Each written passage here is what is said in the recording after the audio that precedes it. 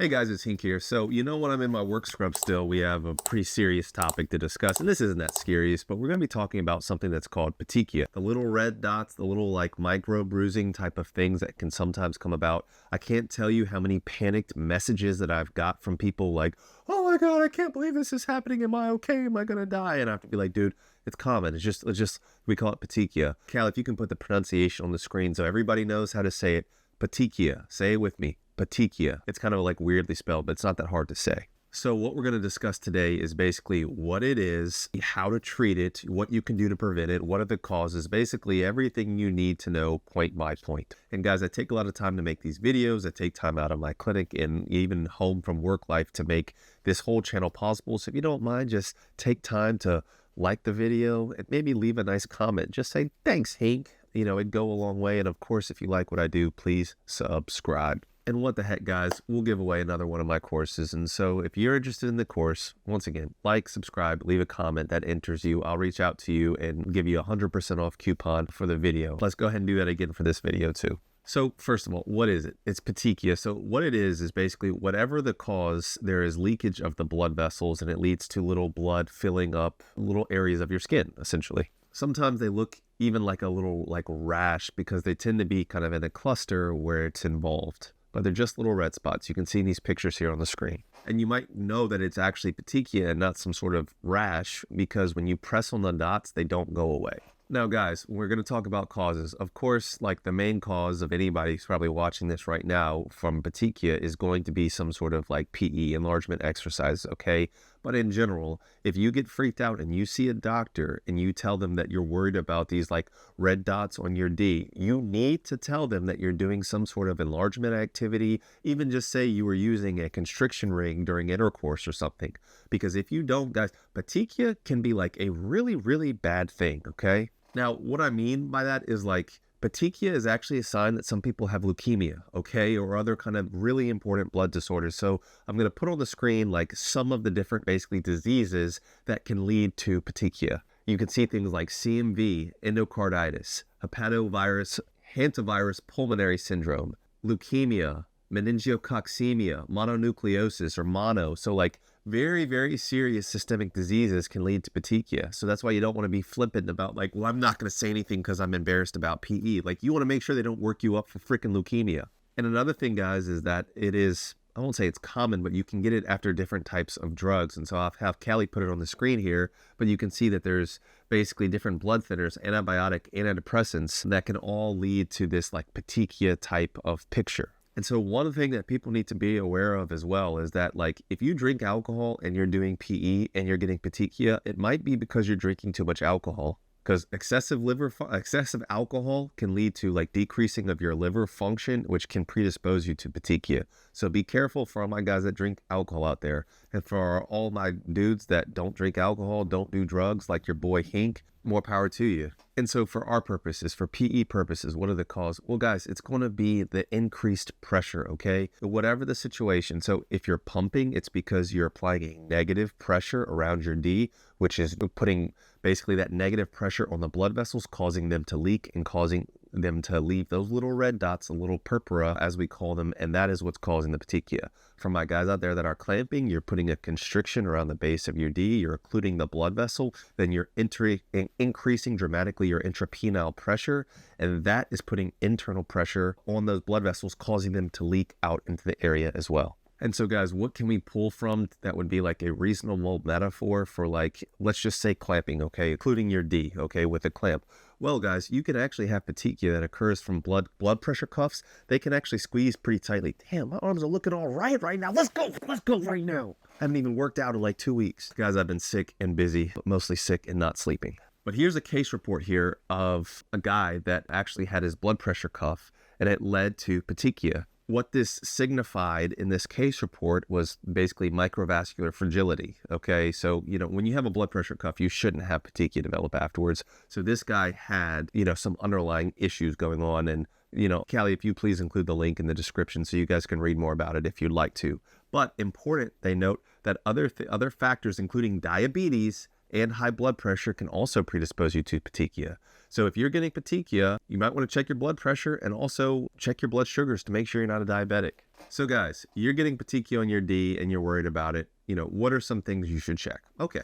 Well, now, and when I say guys, you're getting it, I mean guys who are getting it regularly. So like if you pump too hard or if you're clamping for too long or too much pressure, like that's different than the guys that are like, these are the guys I'm more so talking to. But hey, you're getting purpura or petechia purpura or whatever, and you want to get worked up. Here's some of the things you need to look at. Number one, CBC, okay? Even things such as like your platelet count to make sure that you don't have thrombocytopenia or a low platelet count for some odd reason, okay? But that'll also check like other blood markers like your white blood cells, your red blood cells, and just give you an overall picture of health, okay? Especially when it comes to blood counts. What I would say a BMP or a CMP, basically a metabolic panel that's going to look at organ function like your liver, like your kidney. It also has your blood glucose in it just to make sure that all of that stuff is functioning normal. And guys, like even things like dehydration can predispose you to purpura.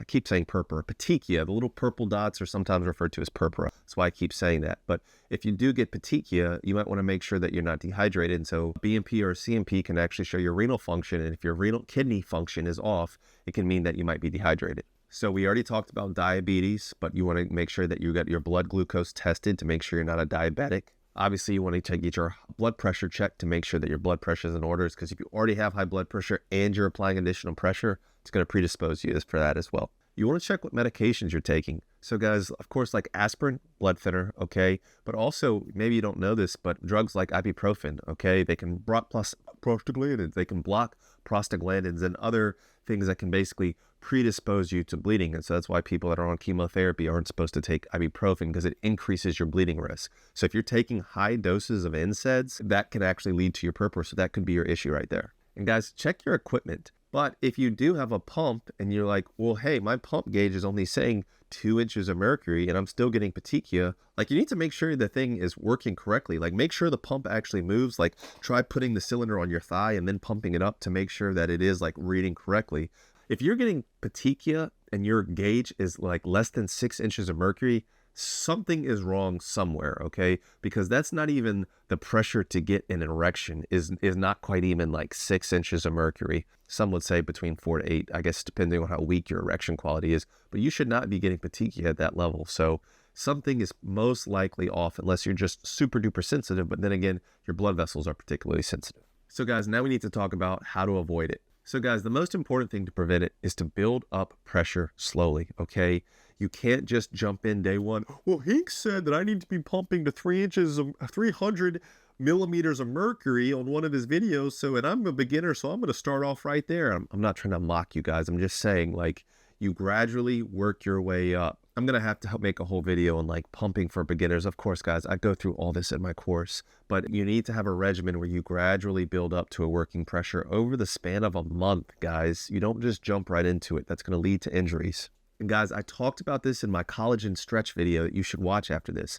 But literally, the more pressure you expose the blood vessel to, the more it adjusts to it. And literally, like the intracellular walls actually thicken and make you less prone to rupture or leakage. And that's from this paper here, guys. Here's like a graph that you can see where they actually looked at the burst pressure of a grafted vein. Basically, the higher beats per minute, or the higher basically exposure to multiple pressures over time and expansion, the higher that burst pressure is going to get. This paper, it's a really good paper, guys. You guys should either read the paper or watch the video. But they also talk about how basically the stretch signal of the intracellular membrane or the extracellular membrane actually is what causes the signal for additional cell proliferation, okay, which is important for things like enlargement, guys. But it talks about how you have, for example, pulsatile stretch that increases the collagen accumulation. The collagen is what is going to allow for that expansion without rupture. It's also going to increase wall thickness and burst pressure because of basically the signals that they're receiving.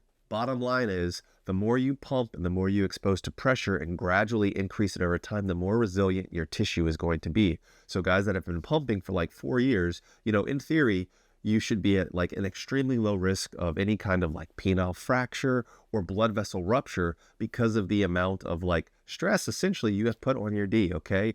But you can also still be at injury risk. So guys, along with that, decrease the amount of pressure that you use, okay? If you're getting petechia and you're pumping at 200 millimeters of mercury, or basically 8 inches of mercury, then you need to drop down to the point where you're not getting petechia. Like, you know, it's not rocket science here. Like, yeah, guys, you know, I'm allegedly a doctor. You don't have to be that smart to know, like, common sense, okay? Now, guys, here's one that might surprise you. Manual stretches. Here's a paper here, and it's called basically permanent non-surgical elongation. I really love this paper because even like after I had already been doing my technique, which is basically manual stretches and pumping for enlargement, this paper was published several decades ago that showed that guys gained an average of 0.67 inches in length and 0.5 inches in girth in about 6 months of doing this technique. And this is a published paper, not in a high quality journal, but it is published information. But basically, I'm going to read you this excerpt here, okay? It says, if the period of stretching and massage has not been done prior to the pumping, significant and extensive ecchymoses, also known as petechia, were observed, okay? And so, guys, this paper is arguing that, you know, one of the reasons why I don't get petechia potentially is because I always recommend you do manual stretches prior to pumping.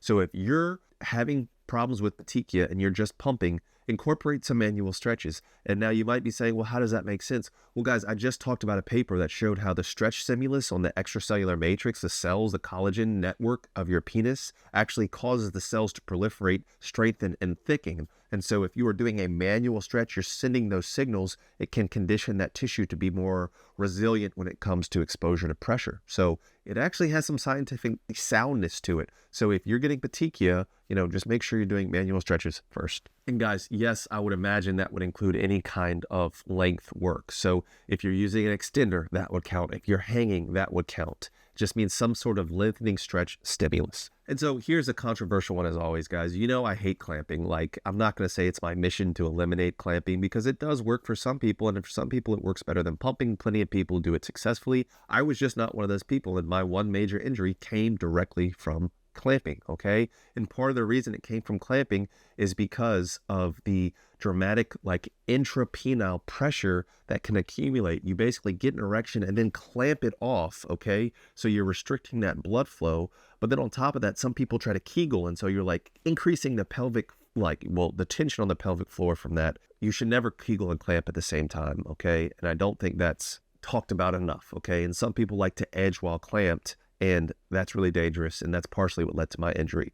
But I do think the pressure gradient difference is much higher in clamping, and I also think that that is why, like, people are like, oh, clamp by, I tried pumping, but pumping didn't work, but they were pumping at too low a pressure. Guys, once again, I already have several videos, including this most recent one, that talks about the ideal pumping pressure for gains, and it should be about 11.8 inches of mercury or 300 millimeters of mercury, okay? And so if you're not gaining from pumping, it's probably because you're not pumping high enough.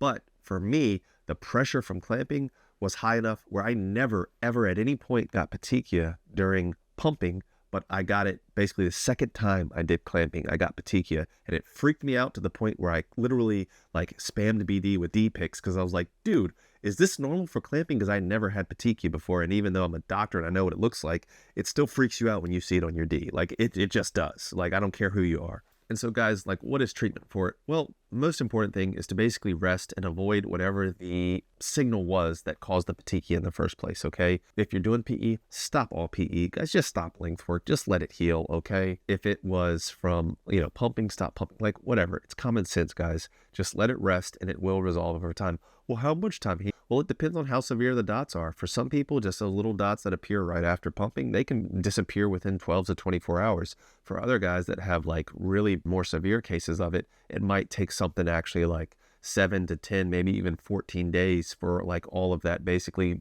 bruising underneath the skin to resolve. And guys, this is similar but yet different to hemocentrin staining, basically the dark pigment that comes along your D if you're pumping or clamping for longer periods of time. But guys, that'll do it for this video. It's already a little longer than I wanted. I hope you learned something. Once again, don't forget about the giveaway.